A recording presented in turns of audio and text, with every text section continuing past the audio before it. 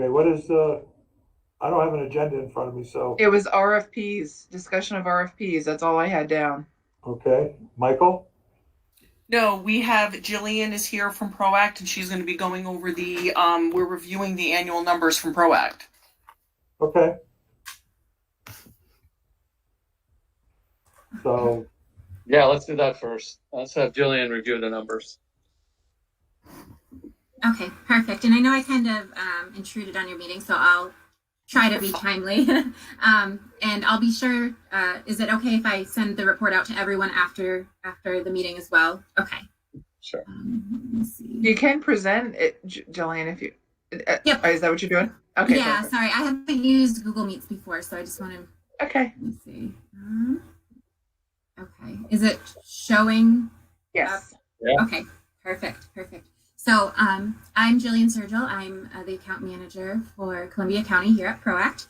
And I just wanted to take some time just to review the 2020 plan year. It went really well, so that's great. But if you do have questions, definitely let me know throughout the report. On this first page, we do see a decrease in utilizing members, but that corresponds with the decrease in the average account members, so totally makes sense. We do also see an increase in member paid, but more of the plan now is utilizing the specialty copay assistance program when it looks like the member is paying more, but once we take into consideration copay assistance, they're truly not. So the true member paid was $198,000 for 2020. And again, the account plan paid per member per month, that did drop, and that's due to members taking more of the specialty share, so less for the plan to pick up. We see an increase in the total RX count, retail and mail order. There wasn't anything that stood out to me there that was concerning. We do see the decrease in specialty medications filled. That is actually due to the reclassification of HIV drugs. In 2019, they were considered specialty, but as of 2020, they are non-specialty. So that's why we see that dramatic drop there as well. And we see an increase in the generic dispensing rate, which again, that's great. It's just meaning members are utilizing generics when available. So we definitely like to see that. On this page, decrease in the plan spend, again, we're going to have a theme kind of through this. It's due to the specialty program being utilized more and just the cost of generics dropping. We do see an increase in the dispensing fee, but we also saw more retail fills last year. And again, the theme with specialty, we see the decrease in plan spend partially due to the specialty program and partially due to the reclassification of the HIV drugs, which we then see the impact to non-specialty in the next line. There was an increase in plan spend for retail and a decrease in mail order. Honestly, with COVID last year, we saw members go drastically one of two ways. Either people wanted to use mail order because they could get a 90-day supply and they didn't have to leave their house, or back when we were all kind of worried about the postal service, members went in the other direction and they wanted to go to the retail pharmacy. So we did see an increase here in retail. And again, on this page, we do see a decrease in a lot of categories. The decrease in plan paid for generics, not concerning. As we know, the generic fill rate is up. And then seeing the brand with generic available, that decrease in plan paid that's fantastic. That means that members are utilizing the generic when available, if there's a brand too. So, and I'll make sure to, again, send this out and have it reviewed, but basically breaking down the previous pages just in different methods. So, then on this page, we see breakdown per channel. So specialty spend is 28% of the plan spend, which is fantastic. Our book of business right now is running around 40%. So that's great. Down here below, we have the breakdown of mail order, retail, and specialty, and the brand versus generic. Of course, seeing the higher plan spend for brand, that makes sense. Brands are more expensive. And seeing that there were no generics filled last year for specialty. Again, not super surprising because most specialty are brand name medications. Let me see. Okay, and on this page, it's just a breakdown of plan summary. This 2020 is the bar graph, and then 2019 is the line graph. So we see that the plan paid starts out low in January. Members are paying into accumulators if applicable, but the rest of the year was pretty normal. And to address the spike in March of 2019, that was just due to specialty fills and when members' refills hit. So there were just a few extra fills in March. There was nothing crazy that happened there. So this page breaks down member summary, and again, 2020 is the bar graph. We see the higher member spend in the beginning of the year because people are responsible for paying into accumulators if they have them. And then the rest of the year, it makes sense. People at the beginning of the year filling any flu season drugs they might have, and then just kind of fluctuates. The July jump was due to a one-time, well, a two-time specialty treatment that happened to be filled in July. So that's why we saw that little jump there. And now we're going to just break down the utilizing members. There's the fluctuation, but again, that totally makes sense. We see more members kind of filling during the flu seasons. So there was nothing surprising here. And this graph makes it look like the differences are drastic, but they're truly not that big of a change. And then we're going to address the generic dispensing rate again. It looks great throughout the year, above 90% a couple of times. We do see a drop in October, but that's just because your members are good about getting their vaccinations. And we had, I believe it was over 42 people getting vaccinations in October, and vaccines are considered brands. So we saw a little bit of a drop there, but again, this is fantastic. This is a great generic dispensing rate. So on this page, we're just going to address some of the top drug classes by plan spend. The top 5 here, the diabetes, inflammatory conditions, cancer, HIV, and asthma, those have, they don't really have generics available for members. It's very heavy in the brand sector and in specialty utilization. So it makes sense that these would be at the top of the chart. And then when we go to the next page, we see if we removed specialty, and again, we still have the diabetes, HIV, and asthma. But then the rest of the chart looks completely normal. These are all categories that members might be on maintenance medications for, so they're consistently filling them. So there was nothing that really popped out that was concerning. These are things people need to be taking. So, and then this page aligns basically with the page we were just looking at before. We see a lot of diabetes medications. The Trulicity, Ozempic, Novolog, Lantus, Victoza, those are all insulins, and there's not generics available, so members have to be on these. So they're taking what they need to be taking. And then we have Biktarvy, Odefsey, and Genvoya, HIV medications that right now there's not many generic options out there for members. We are seeing that they are being released, but right now the members need to be taking the brand. The only other thing I wanted to note on this page is the Jardiance. That is a CannaRx eligible drug. So if members did choose to switch, there's member savings, and there would end up being plan savings as well there. Oh, sorry. So let me see. Sorry, I hit the button too many times. On this page, it's just the top 10 generic drugs by plan paid. We're pulling from tons of different classes here, but none of the medications are concerning. Again, these are things that people take for maintenance. So there was nothing that stood out. On this next page, we're going to break down specialty again. So I just did want to note the 28% of plan paid, which is fantastic.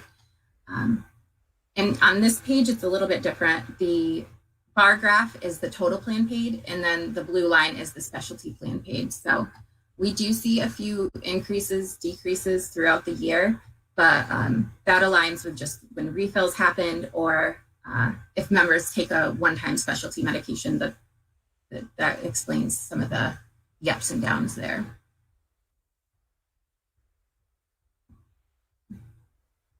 And then here, just a quick outline of comparison of top 10 specialty drugs, 2019 to 2020. We do see less Humira utilizers. We went from 9 to 5. There were some members that are no longer on the plan, and then other members switched to a different treatment. So there were 4 new medications in 2020, Jakafi, the Mavorite, Revlimid, and Dupixent. And I did check, and currently Revlimid is only the medication from those 4 that is still being filled. Mavorite therapy, you just take it twice. So that's why that one fell off.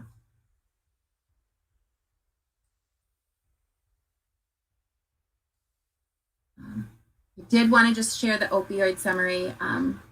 Our clinical team does have an opioid program where they just make sure to work closely with the doctor, the pharmacy, and the member to make sure members are taking the appropriate dosage, and just everything's in the best interest for the member.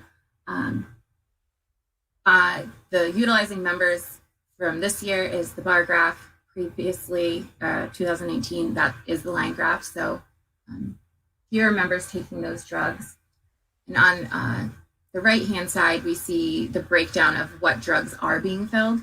And there are a few medications on this chart that are to help with opioid addiction.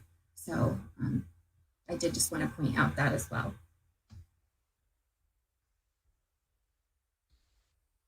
Okay. And lastly, I have 3 just the top indications that I just wanted to address. Diabetes, we have the breakdown of plan paid per age on the left-hand side. And then there's the breakdown of the drugs that people are filling on the right hand. Again, all of these are brand name medications. And then I think all but 4 of them are insulins. So, but I do believe the Jardiance, Invokana, Farxiga, those are all available through CanRx as well. So just maybe a savings opportunity there. Second indication is inflammatory conditions.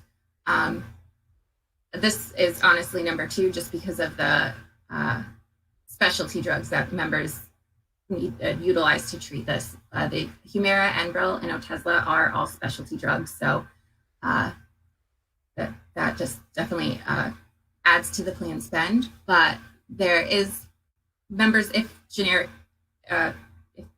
are appropriate for their treatment, they are utilizing those as well. So the bottom 4 are generic medications.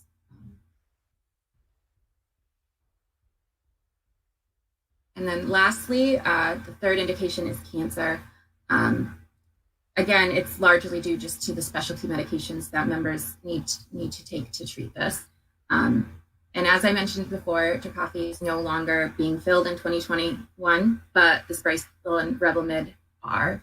And again, we see the specialty, but then there are those non-specialty generics that are being filled, and so members are, if it's appropriate, they are taking the generic there. So that was that. I didn't know if anyone had any questions or anything like that. Are you seeing, because of the COVID, people working from home, no flu virtually in our county, that I would have thought even some of the numbers would be lower, just because people aren't going to the doctors. A lot of hospitals are shut down for specialty treatments. Are you seeing that all over the place? I'm just curious. I'm not really seeing that, like antibiotics, those are dropping. Unlike other plan reviews, I do the medical carrier will say like, oh, hospital visits are down, but the televisits are up. So members are still getting prescribed those in those situations. I didn't see any like significant drop this year of antibiotics, but definitely a good question. But yeah, members are still getting their drugs, just in a different fashion, it seems. Jillian, is PROACT still, we're still getting the letters in reference to, say, like the Jardiance? We kind of, it might have been maybe before you came to PROACT, when we have a specialty drug that we can do through CanRx, it was kind of agreed upon that my office wouldn't generate those letters because staff and employees aren't necessarily very responsive to a letter coming from human resources acknowledging that we know what types of medications they're on. So the deal was that when there was a medication that they could be filling through CanRx, PROACT would be sending a letter, actually coming through to saying, hey, if you go through Columbia County Meds, you'd be able to save and not have a copay. So are we still having that be a practice so that we could hopefully chime in on those prescriptions through the Jardiance? Yep, absolutely. So we actually partner directly with CanRx to get those mailers sent out. Thank you. So those are still being sent. That's a great question. I was going to follow up too on that. I know personally I'm on CanRx for Jardiance and Onglyza, but I don't see that going up for our employees. They're taking advantage of that. I still think there's hesitation in our employees about Canadian meds coming from, the UK or New Zealand. Okay, sorry about that. But it's a tremendous savings to the county and to the employee. It personally saves me hundreds of dollars a year by going CanRx versus going through PROACT. I think we got to do a better job of getting that message out. The other thing is, Jillian, rebates, okay? I didn't see a number of rebates where we stand on rebates for the county, and that should be in excess of $350,000. Do you know where we stand on rebates for 2020? Yep. I have a supplemental report that was generated. So I'll get that from the team, and I'll make sure I can send that out with the report if that works for you. That breaks down. It has the rebates listed. So. And the third question I had is on the opiates. Columbia County was part of that class action lawsuit, okay, that a lot of counties in the states were doing. And I'm pretty sure PROACT had to provide us, the county, and legal team of what I think prescriptions were for the opiates. And Michael, did we follow through on that? I think we followed through on that. We received the request for information was sent to you from the county attorney's office. So each one of us is supposed to. Yeah. Okay. Yep.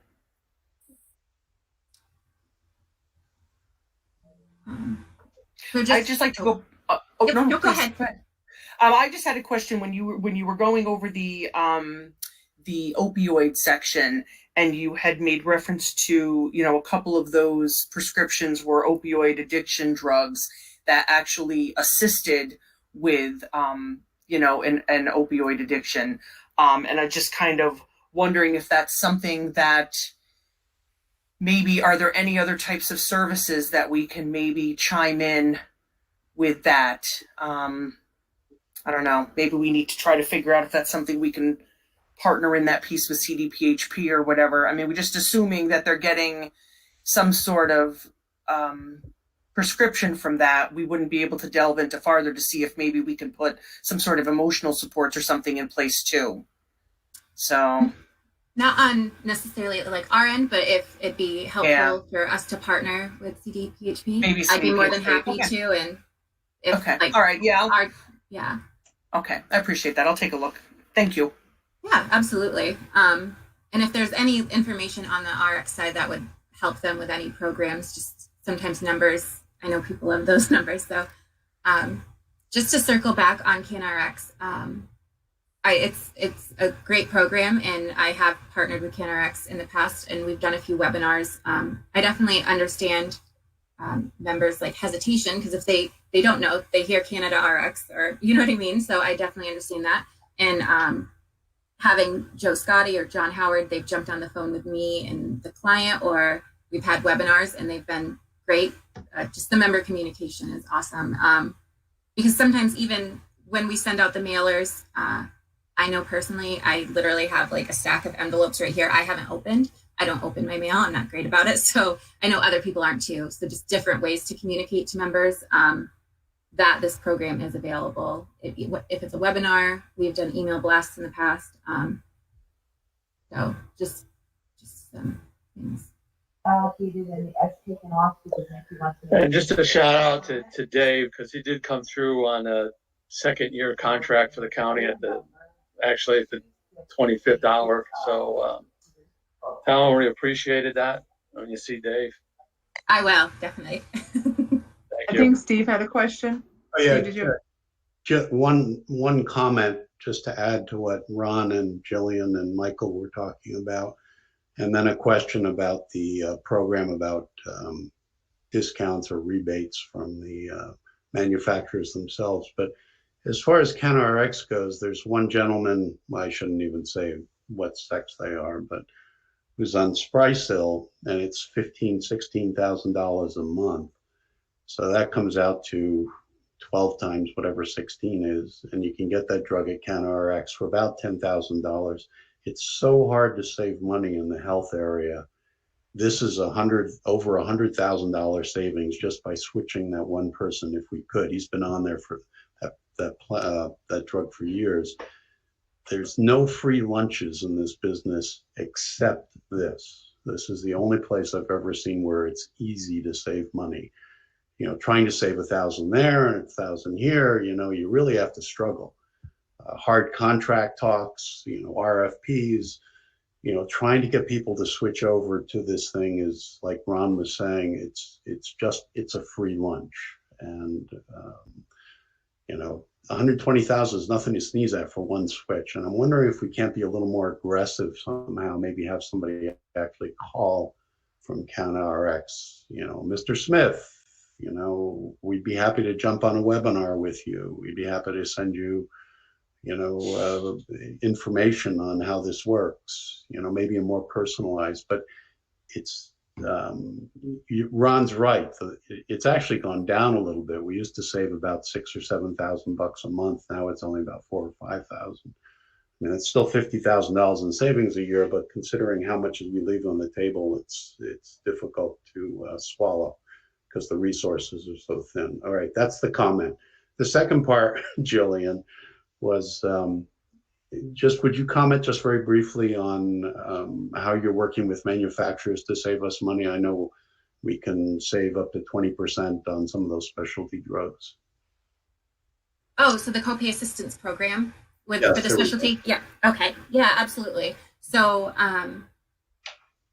ProAct, we have a specialty pharmacy, Noble Health Services. So we can partner with them. And what we do is on the back end, we implement a 20% copay for the member. So a $10,000 drug, they'd be responsible for $2,000 of that.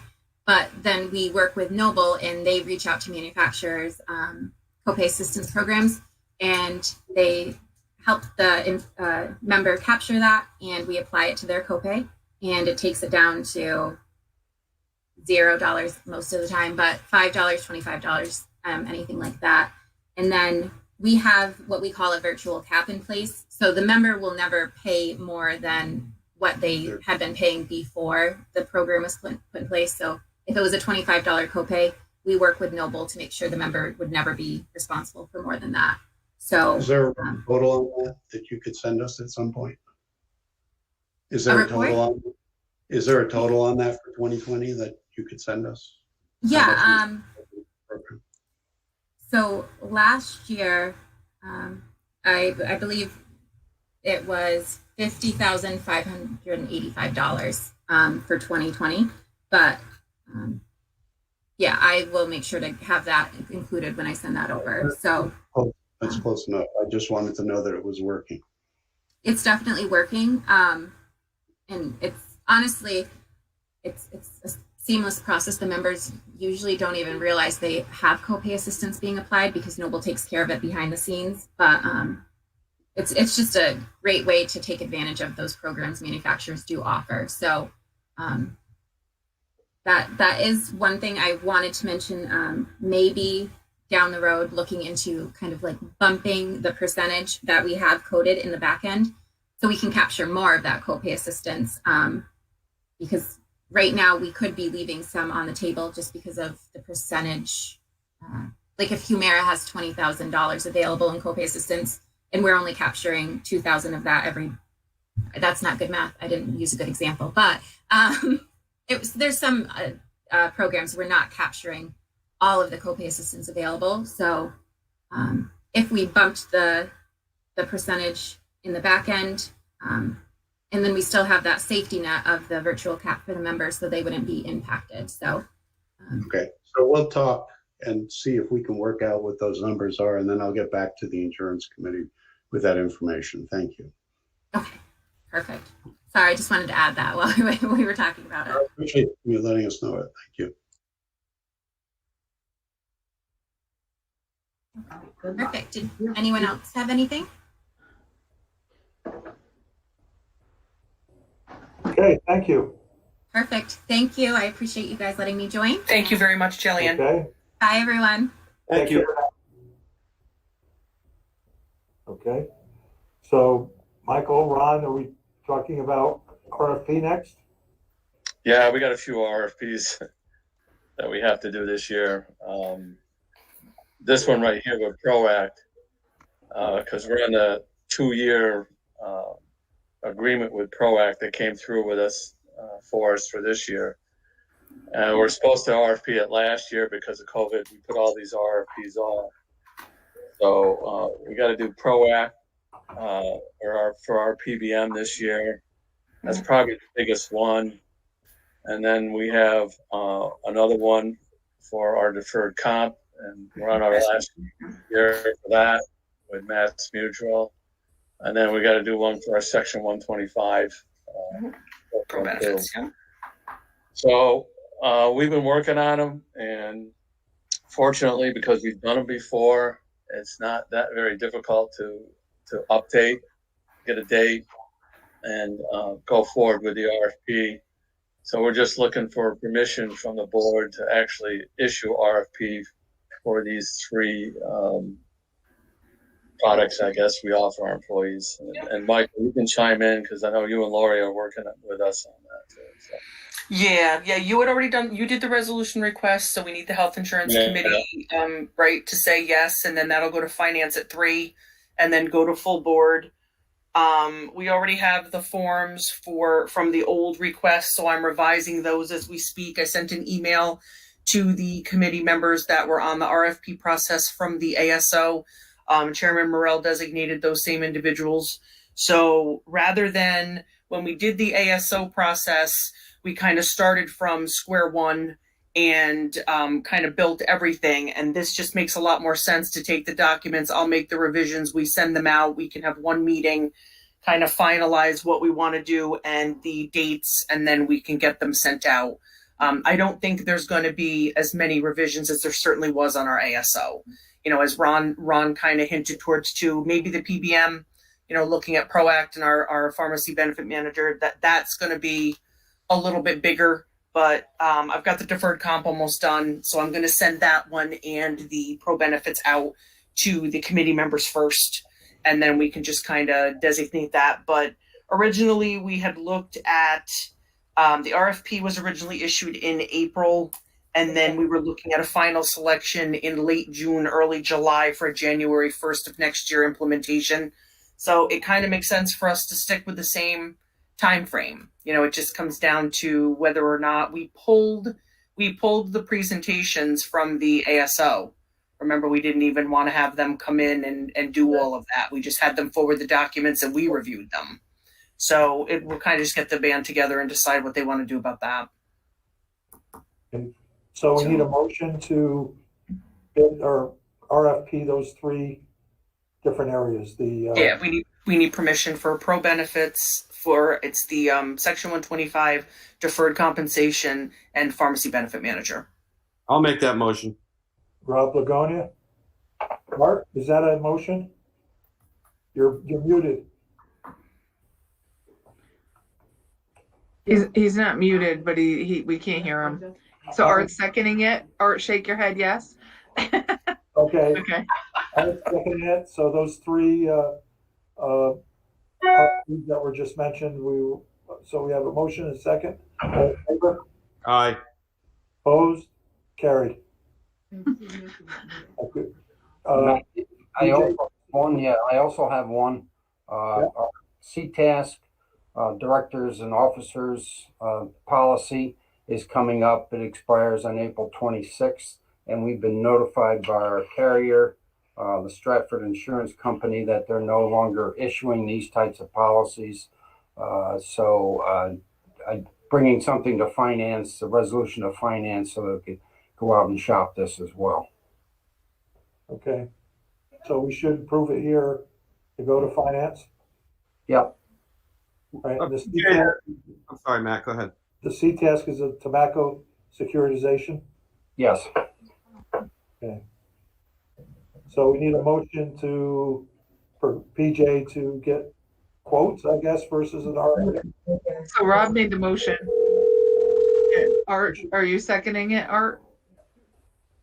Okay, Art seconding it. All in favor? Aye. Opposed? Carried. Thank God I can read lips, Art. Anything else to bring up to the committee?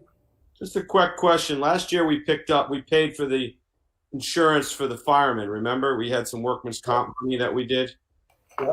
Yes. Where are we with that? What are we doing now? Same thing. The insurance policies just came in this month. We're actually processing those invoices this month. Chargebacks to the towns will be for half, except if they picked up the enhanced program, and if they did, the companies have to pay the difference. And then this past year, as far as the warrant for the towns that participated in this program, they were actually credited on our workers' comp program for an amount equal to the increase. And I'll do the same this year. All right. Have we notified the towns of that? Well, I mean, a resolution was passed when we did it. Okay. Yeah. I mean, it's a positive. I just don't know if. Yeah. I'm assuming a lot of supervisors forgot about it, to be honest with you. So, all right, as long as it's being done, that's good. Thank you. Yep. Anything else for the committee? All right, I'll entertain a motion to adjourn. I'll make that motion. Second, Art. All in favor? Aye. Opposed? Carried. Thank you all. Aye. Thanks, everybody. See some of you at